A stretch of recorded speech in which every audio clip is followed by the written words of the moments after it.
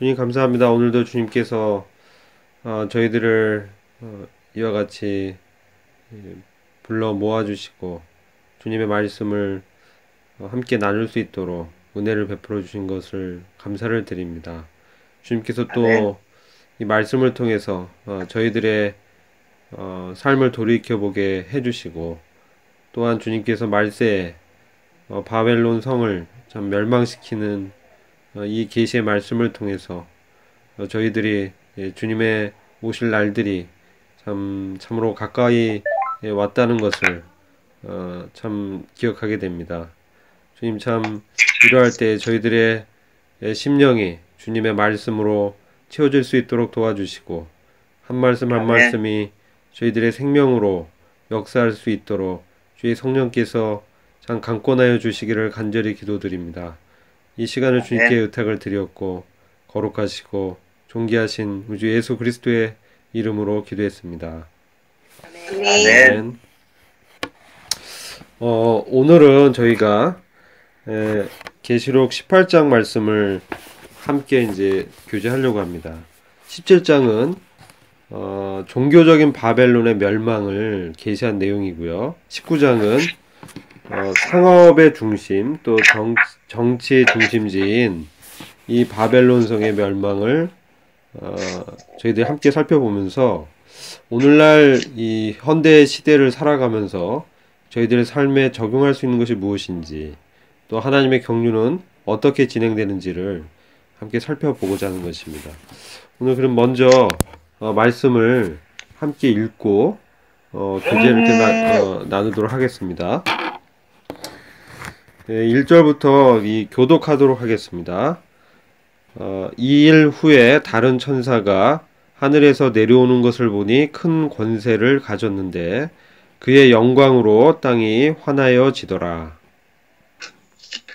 힘센 음성으로 외쳐 가로되 무너졌도다. 무너졌도다. 큰 성 바벨론이여 귀신의 처소와 각종 더러운 영에 모이는 곳과 각종 더럽고 가증한 새에 모이는 곳이 되었도다. 그 음행의 진노의 포도주를 인하여 만국이 무너졌으며 또 땅의 왕들이 그로 더불어 음행하였으며 땅의 상고들도 그 사체의 세력을 인하여 치부하였도다 하더라. 또 내가 들으니 하늘로서 다른 음성이 나서 내 거기서 나와 그에 대해 참여하지 말고 그에 받은 재앙들을 받지 말라. 5절 그 죄는 하늘에 사무쳤으며 하나님은 그의 불의한 일을 기억하신지라. 그가 준 그대로 그에게 주고 그의 행위대로 값들을 갚아주고 그의 섞은 잔에도 값들이나 그에게 주라. 그가 어떻게 자기를 영화롭게 하였으며 사치하였든지 그만큼 고난과 애통으로 갚아주라. 그가 마음에 말하기를 나는 여황으로 앉은 자요 과부가 아니라 결단코 애통을 당하지 아니하리라 하니. 그러므로 하루 동안에 그 재앙의 이름이니 곧 사망과 애통과 흉년이라. 그가 또한 살라지리니 그를 심판하시는 주 하나님은 강하신 자이심이라. 그와 함께 음행하고 사치하던 땅의 왕들이 그 불붙는 연기를 보고 위하여 울고 가슴을 치며 그 고난을 무서워하여 멀리 서서 가로되 화이쁘다. 화이쁘 큰성 견고한 성 바벨론이여 이 시간에 내 심판이 이르렀다 하리로다. 땅의 상고들이 그를 위하여 울고 애통하는 것은 다시 그 상품을 사는 자가 없음이라. 그 상품은 금과 은과 보석과 진주와 세마포와 나틀 옷감과 비단과 붉은 옷감이요 각종 형목과 각종 상아 그릇이요 값진 나무와 우리와 철과 대리석으로 만든 각종 그릇이요 계피와 향로와 향과 향료와 유황과 포도주와 감람류와 고운 밀가루와 밀가소와 양과 말과 수레와 종들과 사람의 영혼들이라. 바벨론아, 내 영혼이 탐하던 과일이 내게서 떠났으며 맛있는 것들과 빛난 것들이 다 없어졌으니 사람들이 결코 이것들을 다시 보지 못하리로다. 바벨론을 인하여 치부한 이 상품의 상고들이 그 고난을 무서워하여 멀리 서서 울고 애통하여 이르되 화 있도다 화 있도다 큰 성 세마포와 옷과 자주옷과 붉은 옷을 입고 금과 보석과 진주로 꾸민 것인데 그러한 부가 일시간에 망하였도다. 각 선장과 각처를 다니는 성객들과 선인들과 바다에서 일하는 자들이 멀리 서서 그가 불타는 연기를 보고 외쳐 가로되 이 큰 성과 같은 성이 어디 있느냐 하며 티끌을 자기 머리에 뿌리고 울고 애통하여 외쳐 가로되 화이또다 화이또다 이 큰 성이여 바다에서 배 부리는 모든 자들이 너의 보배로운 상품을 인하여 치부하였더니 일시간에 망하였도다. 하늘과 성도들과 사도들과 선지자들아 그로 말미암아 즐거워하라. 하나님이 너희를 위하여 그에게 심판을 행하시느니라 하더라. 이에 한 힘센 천사가 큰 맷돌 같은 돌을 들어 바다에 던져 가로되 큰 성 바벨론이 이같이 몹시 떨어져 결코 다시 보이지 아니하리로다.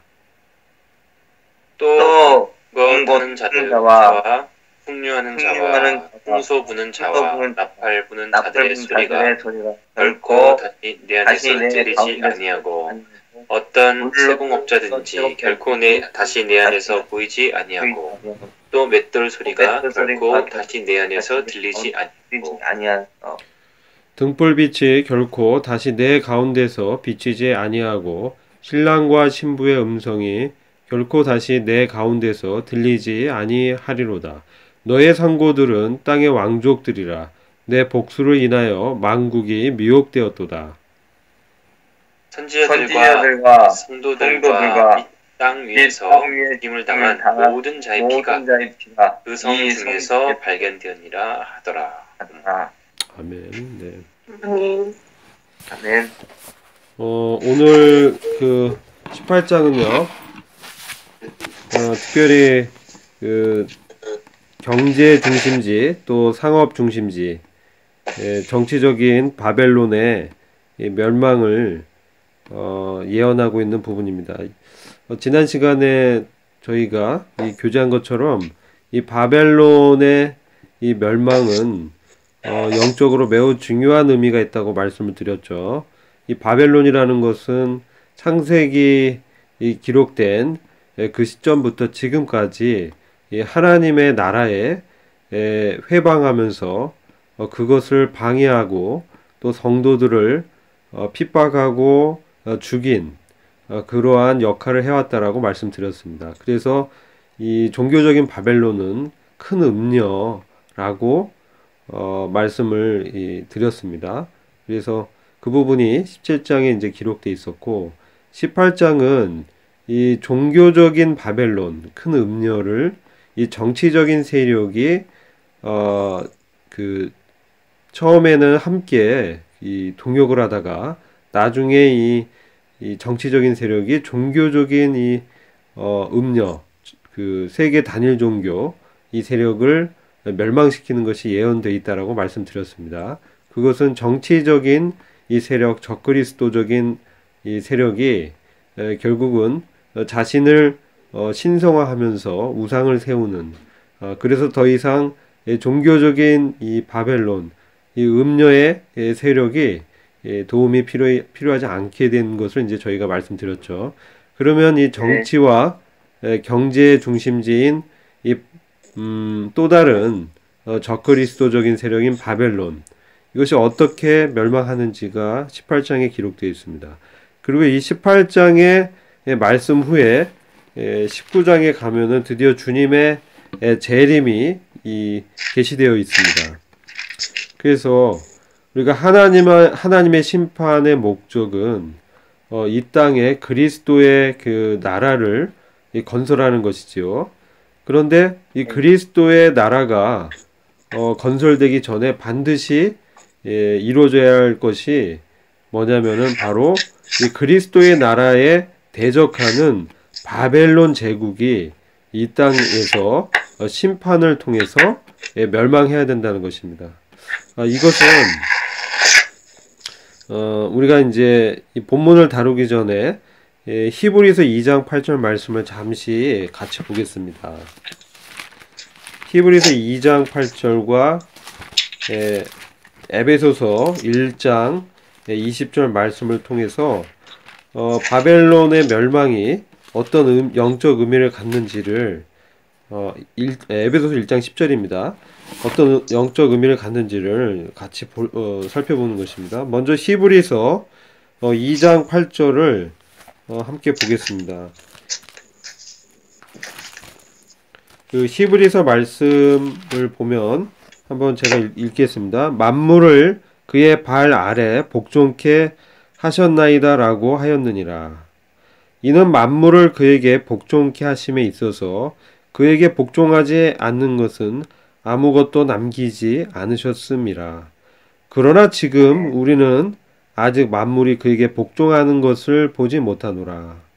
자, 이 말씀을 보면은 7절에서 주께서 그를 천사들보다 조금 낮게 지으셨고 그를 영광과 존귀로 관을 씌우셨으며 주의 손으로 하신 일들을 그에게 넘겨주셨고 이렇게 말씀한 이후에 만물을 그의 발 아래 복종케 하셨나이다 라고 바로 주님의 경륜이 때가 찬 그 경륜이 이루어지는 것을 선언적으로 예언한 것이죠.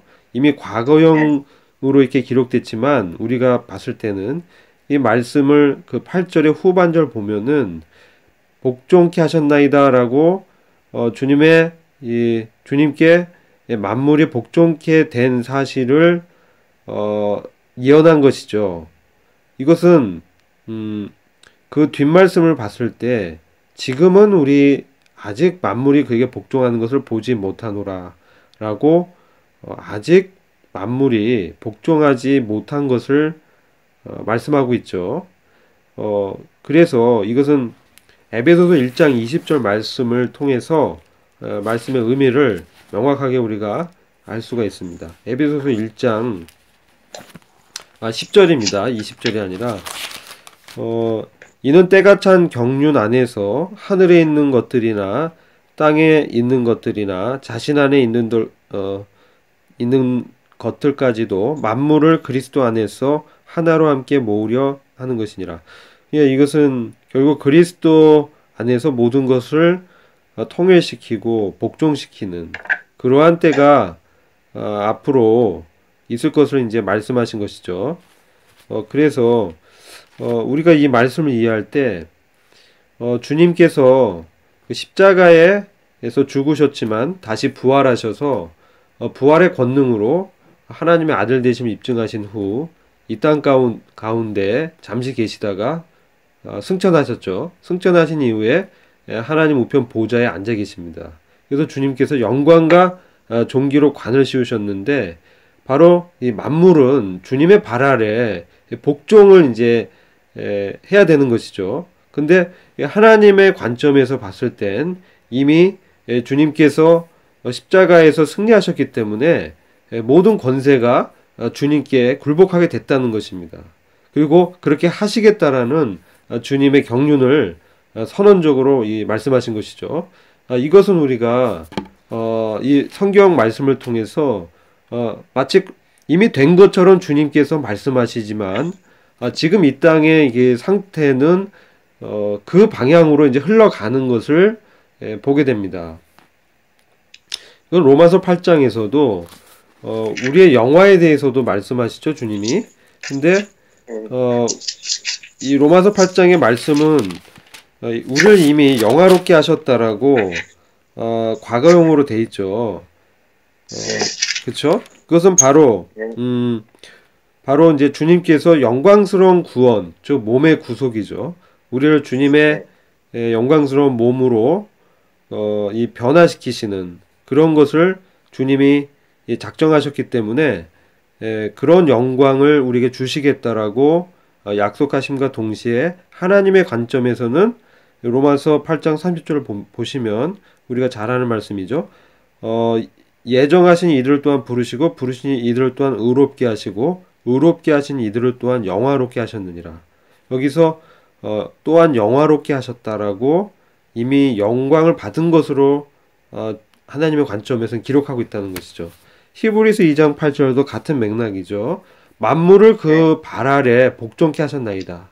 이미 하나님의 관점에서는 그리스도의 십자가의 승리, 부활을 통한 사망의 권세를 이기시고 주님께서 부활하셨을 때 이미 하나님의 관점에서는 만물이 그리스도의 권세에 복종케 되었다라고 선언적으로 말씀하시는 것이죠. 근데 실제로 이 복종케 되는 그것은 미래에 이제 이루어지는 것입니다. 그것은 히브리서 2장 8절 후반부에 그러나 지금은 우리는 아직 만물이 그에게 복종하는 것을 보지 못하노라. 이렇게 말씀하고 있다는 것이죠. 이것은 그러면 그 사이, 즉 이것이 이루어지는 이 과정 가운데 어떤 일이 있느냐? 우리 주님은 바로 하나님의 우편 보좌에 앉아 계신다는 거예요. 그래서 이게 히브리서 1장 13절을 보시면은 이렇게 말씀하고 있습니다. 그러나 하나님께서 어느 때에 천사들 중 어느 누구에게 내가 내 원수들을 내 발판으로 삼을 때까지 너는 내 오른편에 앉아 있으라고 말씀하신 적이 있느냐. 즉 원수들을, 즉 바벨론 제국이죠. 바벨론 제국과 그 세력들, 그리고 그 사단에게 영혼을 판 그러한 이 땅에 거하는 자들이 결국은 사단과 함께 멸망을 당할 때까지 우리 주님께서 하나님의 우편에 앉아 있으라고 지금 아버지 하나님께서 말씀하시는 것이죠. 그래서 내가 너 원수들을 내 발판으로 삼을 때까지 너는 내 오른편에 앉아 있으라. 하나님께서 이 구속의 역사를 완성하실 때까지 주님께서 우편 보좌에 앉아 있으라고 말씀하신 것이죠. 그래서 결국은 하나님께서 이것을 이루신다는 것입니다. 근데 아까 이제 말씀드린 것처럼 요한계시록 그 18장에 바로 19장에 있을 주님의 영광스러운 이 지상의 재림에 앞서서 바벨론 이 제국의 멸망이 예언되어 있다는 것은 매우 큰 의미가 있다는 것이죠. 결국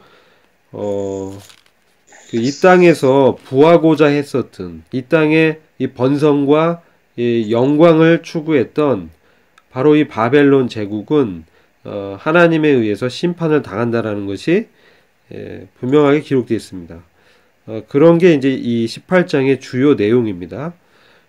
그런 이제 배경을 알고 18장을 이해할 때 하나님의 이 경륜의 계시가 우리에게 얼마나 큰 위로가 되고 또 우리의 소망이 분명한 확신으로 다가온다는 것이죠. 18장 말씀 이제 보겠습니다. 그 1절 보시면은 또 다른 천사가 권세를 가지고 이제 내려와서 외쳐 말하는 장면이죠.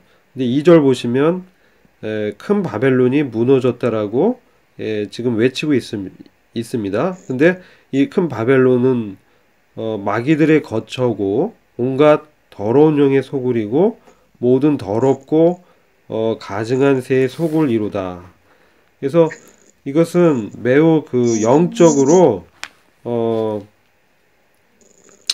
그 마귀가 이 거처를 삼은 그러한 영역이라는 것을 이제 알게 되죠. 저희가 그 14장 8절이 이제 참고 구절인데요. 거기도 바벨론 성의 멸망을 예언하고 있습니다. 그것은 이제 참조해서 한번 살펴보시고요.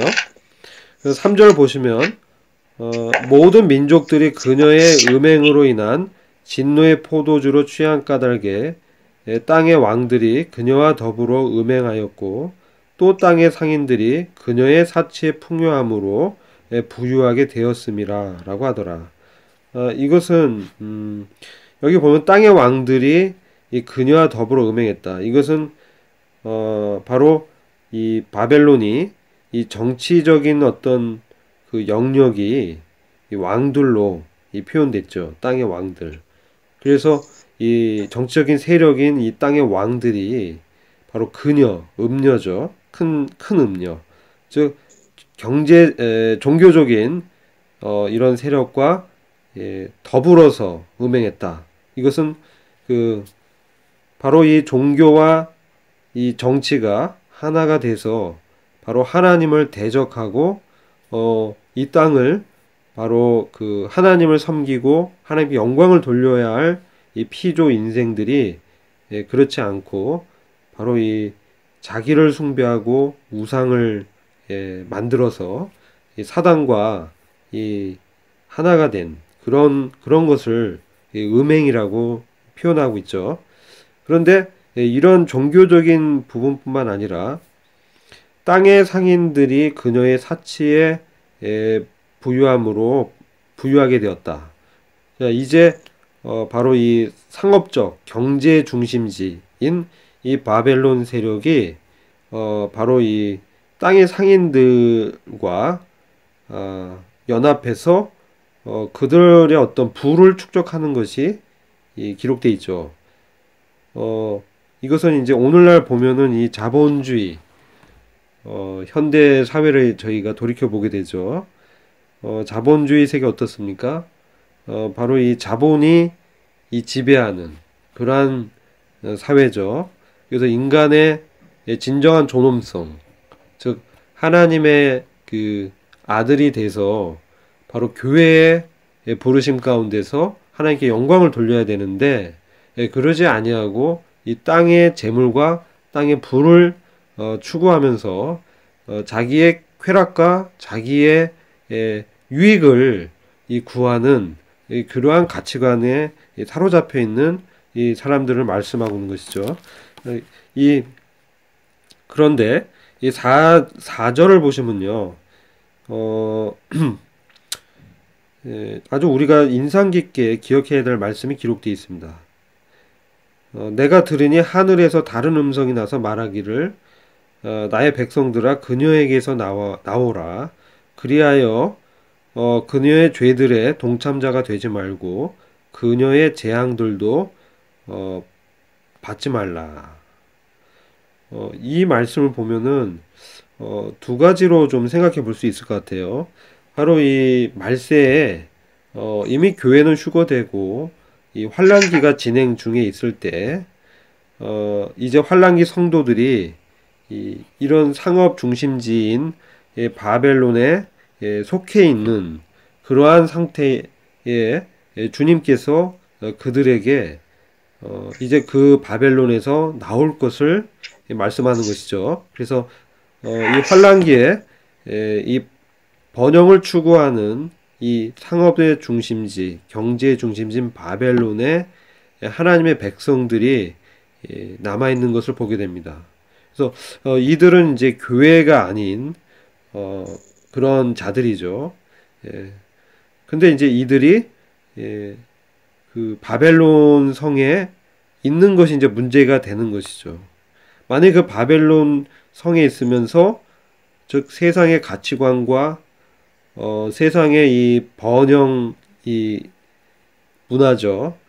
그거에 이제 사로잡혀서 그 죄에 참여하게 되는 이러한 이제 상태에 있게 되면은 어떻게 되냐?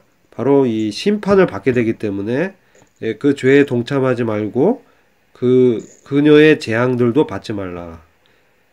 그래서 심판 받기 전에 거기서 나올 것을 지금 주님이 권면하고 있는 것이죠. 이렇게 이제 문자적으로 저희가 해석할 수 있습니다. 근데 이것을 우리가 영적으로 지금 현대를 살아가는 이 그리스도인들에게 적용한다면 어떤 의미가 있겠는가? 이것이 이제 우리가 문제에서 다뤄볼 부분이고요. 그리고 두 번째, 영적인 교훈을 우리가 취할 수 있는 부분입니다. 이런 부분을 한번 생각해 볼 수 있고요. 또한 또 해석의 측면에서 또 내가 들으니 라고 하면서 바로 하나님께서 미래에 있을 바벨론 경제 중심지의 멸망을 예언하면서 거기에 속해 있는 하나님의 백성, 즉 그 환란기에 구원받은 이 백성들을 구원하시기 위해서 나올 것을 이제 말씀하시는 건데, 그것이 지금 이 요한계시록 기록되어서 읽는 저희들에게 영적인 큰 교훈을 주고 있단 말이에요. 이것은 바로 주님께서 이것을 기록하시면서 이 바벨론 이 성의 멸망을 저희들에게 보여주시는 겁니다. 그런데 지금 이 땅 가운데도 바벨론 이 성이 건설되고 있다는 것이죠. 지금 이 자본주의 사회, 현대 사회가 그렇지 않습니까? 하나님께 영광 돌리지 않고 어떤 부를 추구하는 이 시스템, 이것이 지금 우리나라에도 많이 들어와 있죠. 그래서 우리가 시간이 없어요. 왜 없습니까? 직장 생활하다 보면 그 직장의 이 문화와 가치관은 돈을 버는 것이죠. 그래서 이익을 창출하는데 바로 거기에만 사로잡혀 있다 보니까 모든 것을 이 바로 물질의 어떤 가치관으로 다 해석하는 것이죠. 그래서 사람은 도구화되고 점점 이 땅에 바로 이 부를 축적하는 것이 가장 최고의 가치관이 되어버린 바로 이 경제적인 이 바벨론, 바로 이 문화의 이 철학과 이 가치관의 물질 문명에 바로 황금 만능주의에 현대인들이 사로잡혀서 이 영혼을 이렇게 팔아버리는 그러한 일들이 지금도 많이 일어나고 있다는 것입니다. 그것을 우리가 이제 아까 본문을 읽어 보면서요. 특별히 13절을 보시면 바벨론 성에서 거래된 물건 중에 하나가 바로 사람들의 영혼이 거래가 되었다는 것입니다. 이것을 주님이 이렇게 기록하신 것을 봤을 때 이 바벨론 성의 이 경제, 즉 바로 이 물질이 사람들의 영혼을 바로 거래하는 그런 영역까지 이제 들어가서 이제 사람들은 자기 영혼을 이제 팔아버린다는 것이죠. 마지막 때는 그런 일들이 더 많아질 것이고, 지금 어떻습니까? 지금도 정신을 차릴 수가 없죠. 이 땅 가운데 살아가는 것이 얼마나 바쁘고 얼마나 이 물질을 추구하는지 모르겠습니다. 어떤 사랑, 보이지 않는 우정, 이런 것들, 아름다운 가치관들이 바로 주님이 사람에게 맡기신 이 땅의 이 정의와 이 공평한 이런 것들이 바로 이 물질 문명에 의해서 다 이제 잡아먹힌 것이죠. 그래서 이제 이 돈을 벌기 위해서 사랑도 배반하고 친구도 배반하고 살인하고 거짓말하고 그렇게 되는 것이죠. 이게 바로 영혼을 팔아먹는 행위인 것이죠. 이런 일들이 지금도 일어나고 있다는 거예요. 근데 이 말세에는 이게 더 심해지고 더 강화돼서 많은 사람들의 영혼이 바로 이 바벨론 성에 팔려버리는 일들이 일어날 것이라는 것을 보게 됩니다. 근데 여기 이 죄에 동참하지 말고 나올 것을 주님이 권면하고 있다는 것입니다. 지금 이 현대 시대에도 주님이 동일하게 권면하고 있는 것이죠. 그녀에게서 나와라. 그녀에게서 나와라, 나의 백성들아. 그리하여 그녀의 죄들에 동참하지 말고 그녀의 재앙들도 받지 말라. 이 말씀이 참 의미심장하다고 생각이 됩니다. 그 다음에 쭉 내용 보시면 이 바벨론 성이 이 음료로 말씀이 되고 있죠. 그래서 그녀가 채운 잔이 있고 그 그리스도인을 핍박하고 그리고 자기를 영화롭게 하면서 쾌락을 즐기며 살았다라고 7절을 말씀하고 있죠. 이런 것들이 다 하나님께는 불의한 것이고 죄라는 것입니다. 그래서 이 죄와 불의가 하늘까지 닿고 하나님이 기억한 바가 됐기 때문에 이 마지막 때 이렇게 멸망을 당하는 것입니다. 근데 이 정작이 바벨론은 자신의 멸망을 믿지 않고 자족하고 있죠. 그래서 나는 여왕이고 과부가 아니고 결코 나는 멸망을 당하지 않는다. 나는 결코 슬픔을 당하지 않는다. 이렇게 자신을 위로하고 있지만 8절 보시면 바로 이 재앙이 하루 만에 닥칠 것을 예언하고 있습니다. 즉각적인 하나님의 심판이 이 바벨론 성을 멸망시킬 것을 말씀하고 있는 것입니다. 그래서 이 경제와 상업 중심지인 이 바벨론 성, 이것은 실제적으로 마지막 때에 아마 위치가 어디인지 모르지만 분명히 있고요. 그것이 이제 하나님의 심판을 통해서 멸망하게 될 것입니다. 그것을 이제 저희가 보게 되고요. 그 9절 10절은 이 바벨론 성의 멸망을 애통해하고 슬퍼하는 그 장면이 기록되어 있죠. 네. 그러면서 이제 슬퍼하는 것을 이제 보게 됩니다. 이제 상인들이 바벨론 성이 멸망하니까 더 이상 이제 상거래를 할 수 없게 되죠. 그래서 그런 것들이 이렇게 기록되어 있고, 그리고 그 12절과 13절을 보시면 그 거래되는 상품에 여러 가지 품목들이 있습니다. 귀한 품목이 있고, 마지막에는 아까 말씀드린 사람의 영혼이 있습니다. 그리고 16절 보시면 바로 이 바벨론 성의 멸망을 슬퍼하는 것이 기록되면서 17절 그처럼 막대한 부가 일시에 황폐케 되었도다. 그래서 인간이 자기를 부유케 하고 그것을 통해서 영원히 자기만의 어떤 그 세계를 건설해 보고자 했지만 그것은 결국은 이제 황폐케 되는 그런 어떤 운명을 기록하고 있죠. 18절 다 그런 맥락에서 기록되어 있습니다.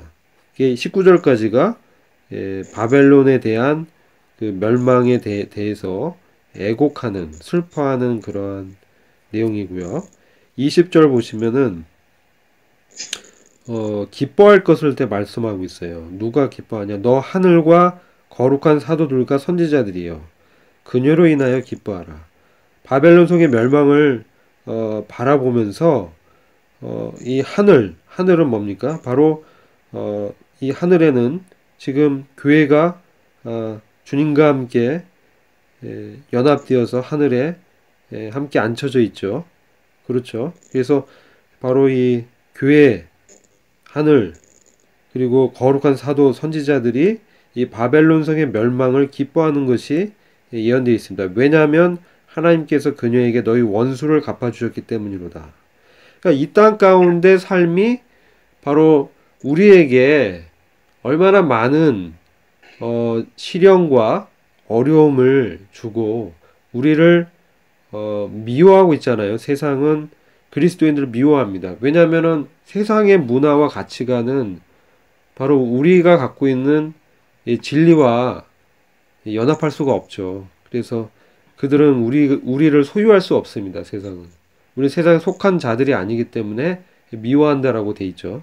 주님을 그래서 죽인 것이고, 그렇기 때문에 결국은 이 땅 가운데 살에서 그리스도인의 경건케 하고자 살려고 할 때 당연히 우리는 고난을 경험할 수밖에 없는 것이죠. 고난이 없다면 그것은 그가 경건하게 살고자 하지 않았다는 것에 반증이 되겠죠.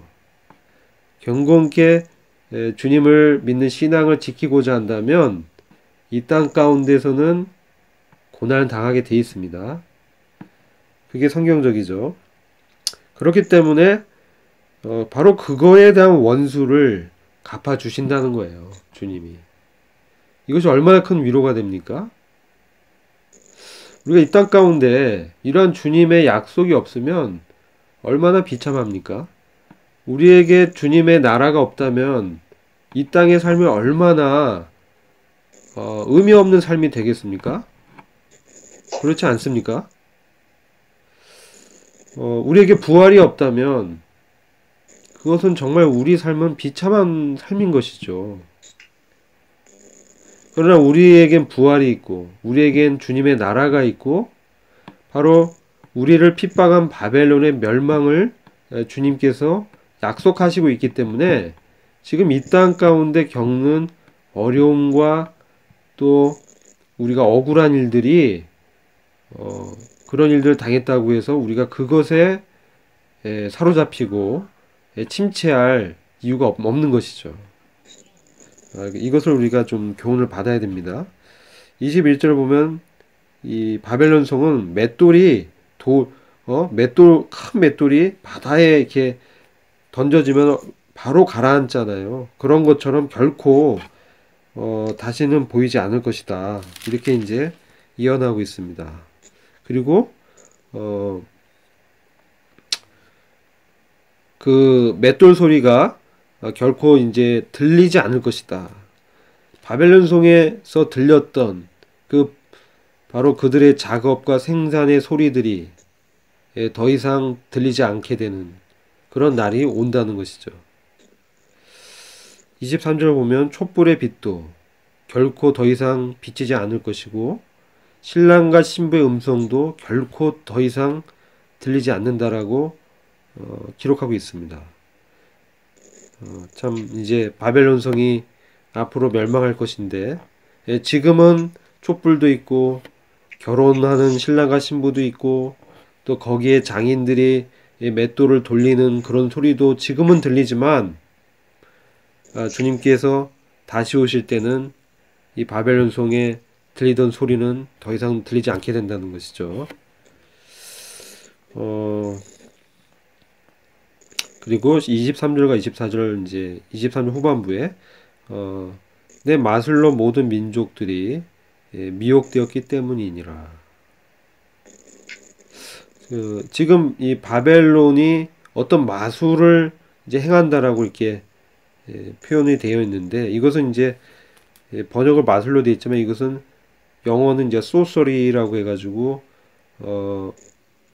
일반적인 어떤 매직이라는 그런 마술이 아니라 이건 좀 점성술사, 신을 이렇게 불러들이는 뭐 그러한 신접한 사람들 뭐 이런 의미가 있어요. 소서리라고 할 때는 영어 표현이 그렇게 되어 있는데 아무튼 그러한 바로 사단의 영에게 많은 민족들이 미혹되었기 때문에 이러한 죄를 범한 이 바벨론 성은 얼마나 하나님께로 가려는 사람들을 못 가게 이제 막은 것이잖아요.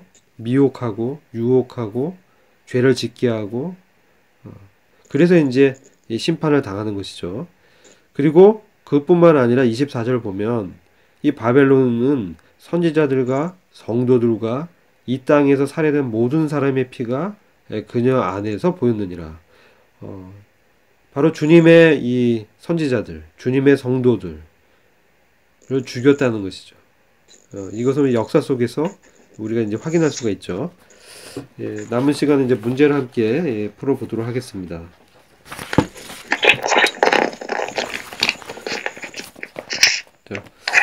1번 바벨론은 누구의 거처입니까? 이거는 이렇게 어려운 문제가 아니죠. 저희 둘이 자매니 한번 풀어 보시겠어요? 바벨론은 누구의 거처입니까?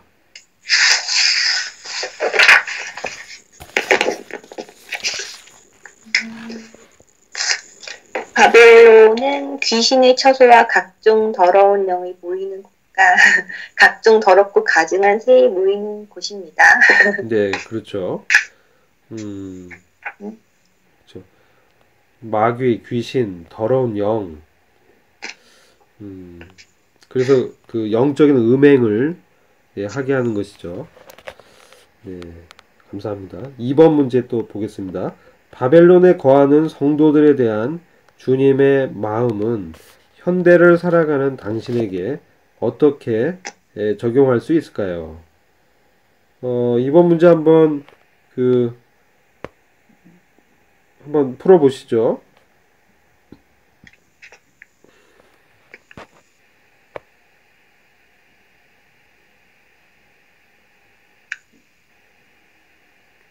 하운 형제님 한번 풀어보세요. 네, 선생님, 저희 근데 이번 문제 풀기 전에 한 가지 궁금한 게 있었는데요. 네, 방금 1번에 답할 때 네. 가증한 새라고 했는데 그 가증한 새가 의미하는 게 혹시 뭘까요? 우리가 이제 성경에서 보면, 이 새가 이제 등장하잖아요. 이제 새가 등장하는데, 이 씨 뿌리는 그 비유를 보면은, 이제 그 씨를 뿌렸는데, 거기서, 겨자씨가 이제 자라잖아요. 자라는데, 그 겨자씨에 새들이 이제 거기서 거하면서, 있다라는 말씀 있잖아요. 예. 예. 근데 성경에서 이 새는 좀 부정적인 의미가 있어요. 그래서 이 겨자씨는 이제 하나님의 나라의 비유인데, 하나님의 그 때와 하나님의 그 영역에서, 이제 겨자씨가 이제 자라는데, 하나님의 나라가 이렇게 성장하는 측면을 이렇게 보여주는데, 그것이 이제 비정상적으로 겨자씨는 사실 크게 자라지 않거든요. 근데 큰 나무처럼 자라고 그 줄기에 새들이 거처가 된 것이 이제 돼 있습니다. 이것은 뭐냐면은 영적으로 이 마귀의 어떤 가르침. 그래서 마귀의 가르침이 바로 거기에 있어서 그걸 비정상적으로 바로 하나님의 나라를 마치 누룩이 빵을 부풀리는 것처럼 이렇게 부패하게 만드는 것이죠. 그런 측면이 있어요. 잘못된 가증스러운 가르침. 그렇게 이해하면 좋을 것 같아요. 그래서 마지막 때에 이제 바벨론, 그러니까 그런 가르침이 무엇이겠습니까? 오늘날에 보면은 기독교 이 세계에서 이런 것도 있지 않겠습니까? 성직의 세습. 그래서 목사들이 큰 교회를 짓고 거기서 그 지위를 자기 아들에게 물려주는 뭐 그런 일들. 그리고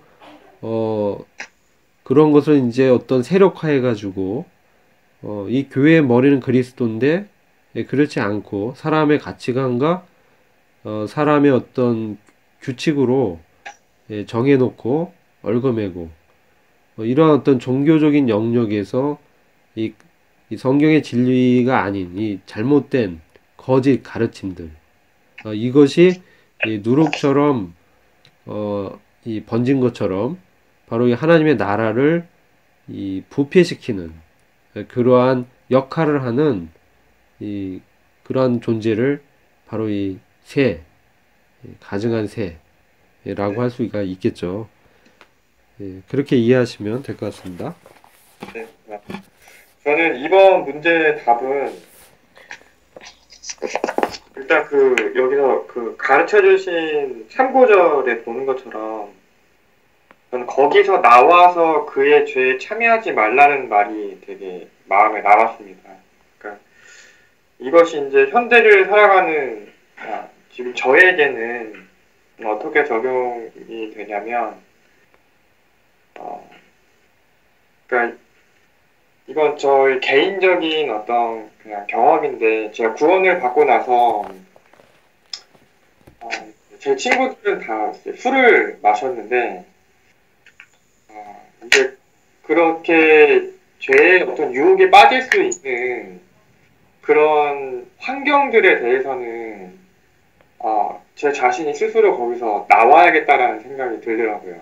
그래서 다시는 친구들의 어떤 술자리에 제가 가지 않았던 경험이 있었는데 그럼 이런 것처럼 지금도 우리가 현대를 살아가면서 우리가 쉽게 우리 자신을 죄에 빠뜨릴 수 있는 유혹이 있는 곳들은 또 그런 환경에 있는 환경들은 과감하게 이런 것들에서 나와서 거리를 둬야겠다라는 생각이 저는 들었습니다. 이상입니다. 네, 네, 좋습니다. 예. 네, 또 한번 뭐 형제님들 중에서 또 더 2번을 한번 나눠 주시죠.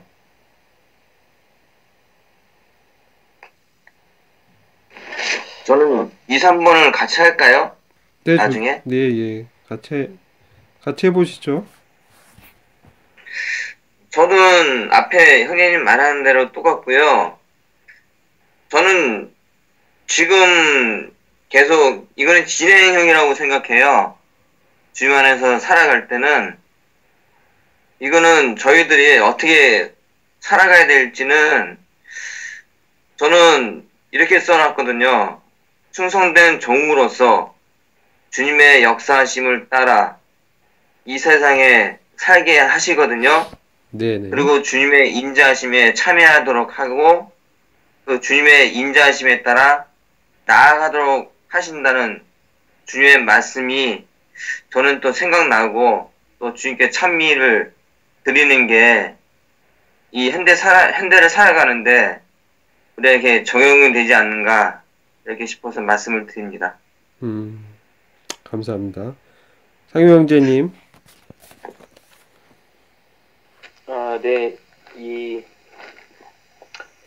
주님께서 이 바벨론을 말씀하실 때, 그 바벨론을 하나의 그냥 물론 그 여러 가지 좀 복합적인 측면으로 말씀을 하시는 것 같은데, 예를 들어서 하나의 그 처소라고 이제 말씀을 하셨고, 그 다음에 이제 그 앞에 나와 있는 그 우리가 17장에서 본 그 음녀처럼 하나의 인격체로 말씀을 하신 것 같아요. 그리고 사실은 그 처소의 그 측면도 굉장히 강하지만은 인격체의 측면으로서 이 우리를 미혹시키고 유혹하고 정말 정말 그 결론은 이 사탄의 이제 모습인데 이 사탄이 그 하는 일의 어떤 여러 가지 그것 중에 하나가 미혹을 하고 그리고 특별히 이제 이것을 이제 여성적인 어떤 그런 인격으로 말씀을 하실 때 그러니까 이 여성이라고 하면은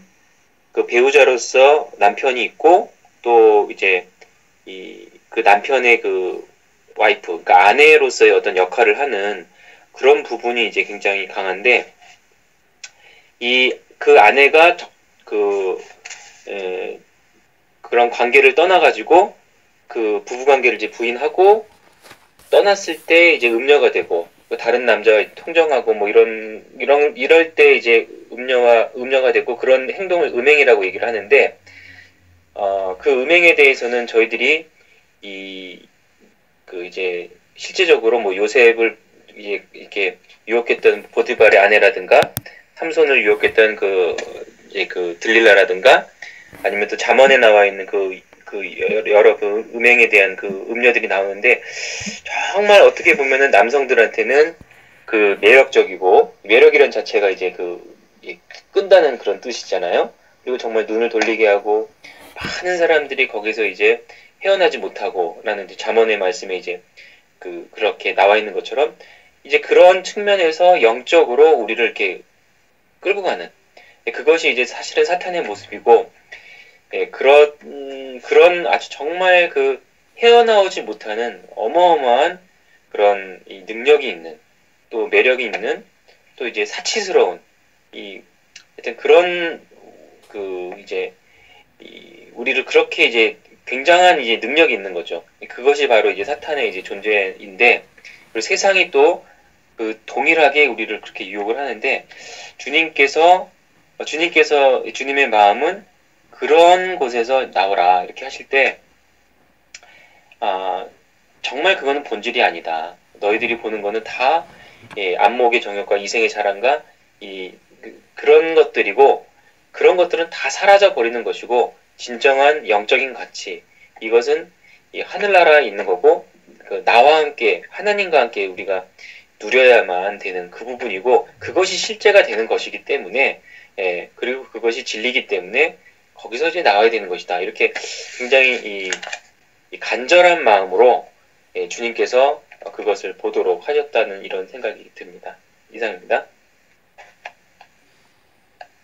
두리자매님 어떠세요? 저는 그 정신을 차릴 수 없게끔 하는 것들이라고 설명해 주셨던 그 부분하고 연관돼서요. 지금 제가 현재를 살아갈 때 너무나 유혹하는 그 바벨론의 그 매력적인 것 때문에 주님께 마음을 두고 주님을 향하고 그쪽으로 주님 사모하는 그런 마음으로 사는 것보다도 그 세상에 눈을 많이 돌리고 그런 모습을 다시금 보게 되고 반성을 하게 되었고요. 그리고 제가 어저께 생각됐던 거는 이렇게 준비가 되지 않은 정신을 차리지 않고 살고 있다 보니 준비가 안 된 상황들이 이렇게 있어서 그래서 주님께서 어떻게 뭘 사용하고자 하실 때 내가 정신줄을 놓고 있어서 못하고 막 이렇게 되면 굉장히 안타깝겠구나 이런 생각을 했었습니다. 그래서 정신을 차리고 네. 차리고 주님께서 사용하시고자 하실 때 잘 쓰임 받을 수 있는 이렇게 현대를 살아가야 될 것 같고요. 그래서 이제 그러기 위해서 주님 말씀을 붙잡고 오늘날을 살아야 될 것 같습니다. 그런 생각을 했습니다. 네. 네, 감사합니다. 하여튼 상효 형제님 설명 잘해주시고 또 자매님도 자기 삶과 연계해서 잘 말씀해 주셔서 감사드립니다. 네. 3번 문제 이제 풀겠습니다. 바벨론의 거래 품목에 사람들의 혼이 포함되어 있는 것에 대해서 어떤 점을 배울 수 있나요? 네.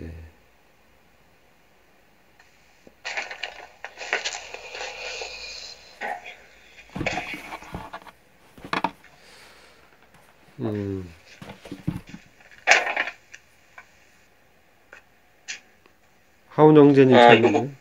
예. 김상현 대행진님. 네네네. 네. 저는 이게 그 영혼을 사고 판다라고 할 때, 네네. 사실 참 어떤 문화적인 그 측면이 느껴지는데, 사실 아까도 저희들이 주로 이제 나눈 것 중에 하나가 너무나 정신 차리지 못하게 한다는 거, 그 다음에 어떤 그 세상 문화들, 그러니까 지금 이제 저희들도 이제 이 인터넷이라든가 이런 것 때문에 어떻게 보면은 그런 거를 보다 보면은 너무나 시간을 많이 뺏기게 되고 우리 생각이 세상에 정말 이렇게 고착화가 되는 어떤 이런 것들을 보게 되면 그런 부분이 이 영혼을 결국에는 그런 것들을 다 이제 미끼로 해가지고 사탄이 우리 마음을 가져가 버리는 이런 부분이 하나가 또 생각이 들고요. 그리고 또 그 중에 하나가 이 바벨론의 어떤 이 상품이나 이런 게 물질. 그러니까 두 가지가 하나는 영적인 부분, 하나는 물질. 그래서 정말 우리가 사람들도 이게 물질의 노예다, 돈의 노예다 이렇게 얘기를 하는데 그것에 완전히 이제 정신을 빼앗겨 버리기 때문에 그것과 연관지어서 결국 우리가 팔려버리는 우리는 이제 주님의 것인데 세상에 팔려버리는 어떤 이런 부분을 볼 수 있지 않을까 그렇게 좀 생각이 들었습니다. 네, 감사합니다. 예. 또 뭐 3번 문제 좀 보완하실 분 해주셨으면 좋겠어요. 제가 좀 하겠습니다. 네네. 저는 여기서 혼이란 다 말씀하신 것대로 그 미혹에 대한 그 물질로 저도 이렇게 보고 있거든요. 네네.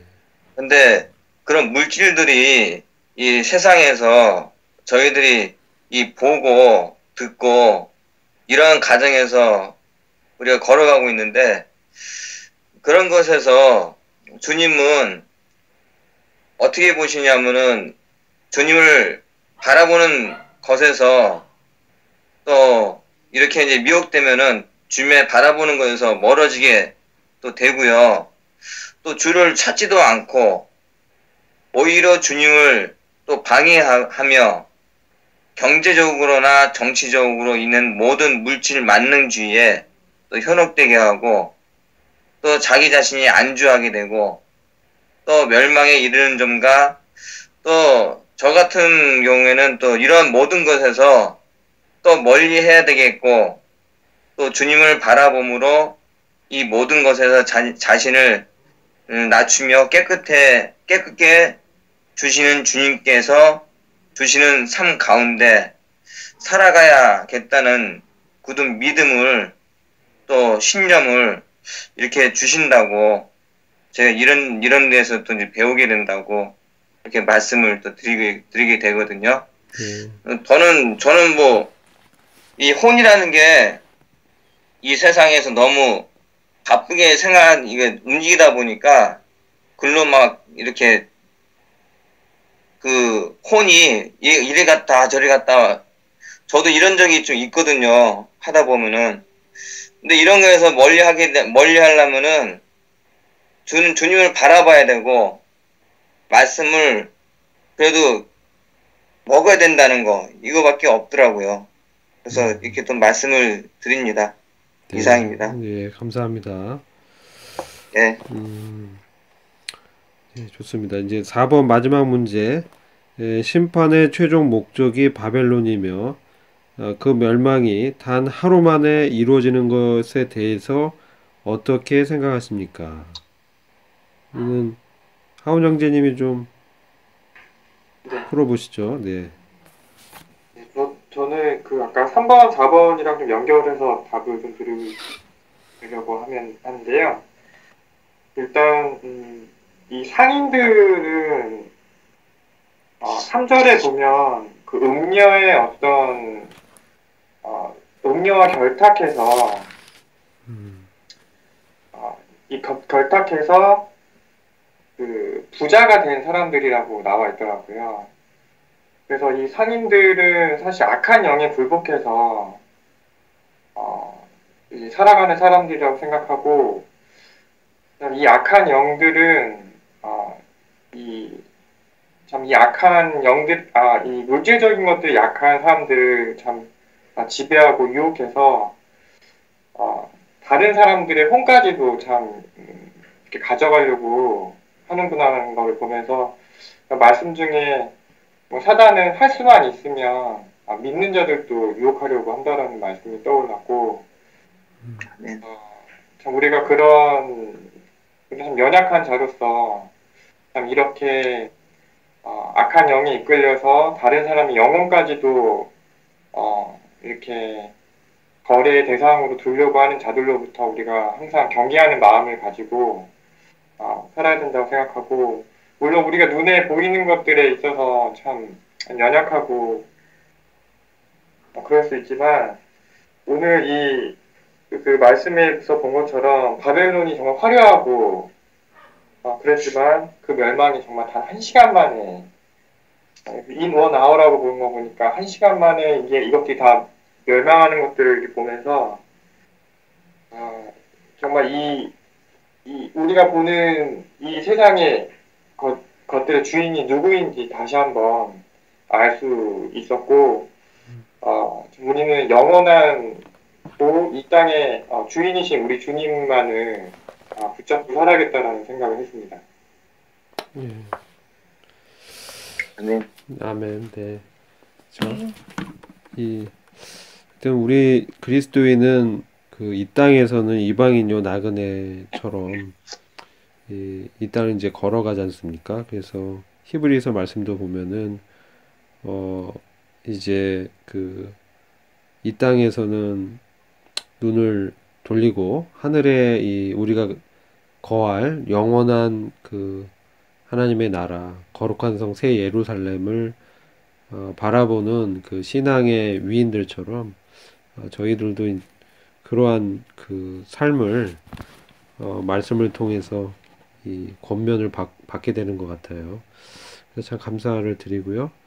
늦은 시간까지 감사드리고요. 오늘 또 우리가 계시받은 이 말씀을 기억하면서 우리가 내일에 또 펼쳐지는 삶 가운데도 우리가 이제 바벨론의 이러한 문화와 영역에 살고 있지만 우리는 거기에 속하지 않았잖아요. 그래서 주님과 함께 우리가 이것을 이제 통과해 가고 주님 오실 때에 결국 우리가 이제 여기서 떠나게 되는 그날을 다시금 기억하게 됩니다. 형제 자매님들 수고 많으셨습니다. 형제님들 중에서 마치는 기도해 주시고 오늘 시간 마치도록 하겠습니다.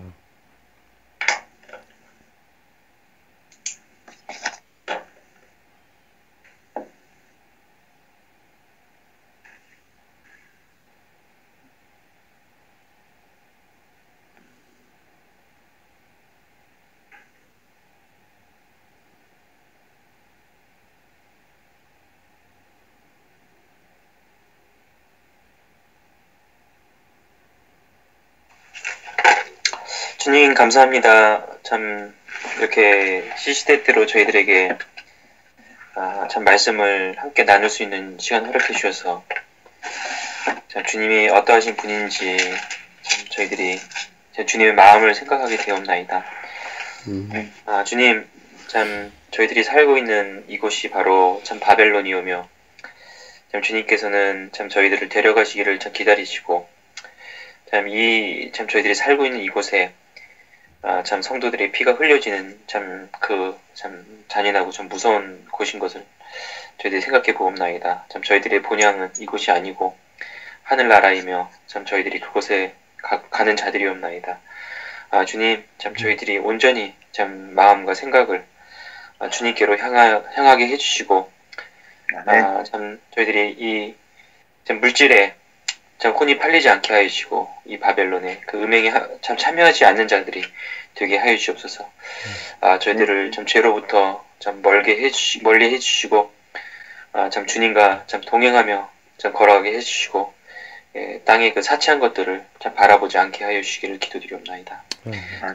온전히 파괴된 참 일순간에 없어질 이곳 말고 참 하늘에 눈을 든 저희들로 삼아주시기를 간절히 의탁을 드리며 저희들을 참 입혀주셔서 능력으로 입혀주셔서 보호해 주시고 참 주님과 함께 걸어가게 하여 주시옵소서. 이 시간을 허락해 주신 주님께 감사드리오며 구주 예수 그리스도의 존귀하신 이름으로 기도합나이다. 아멘. 아멘. 감사합니다. 네, 수고 많으셨습니다. 네, 편히 쉬십시오.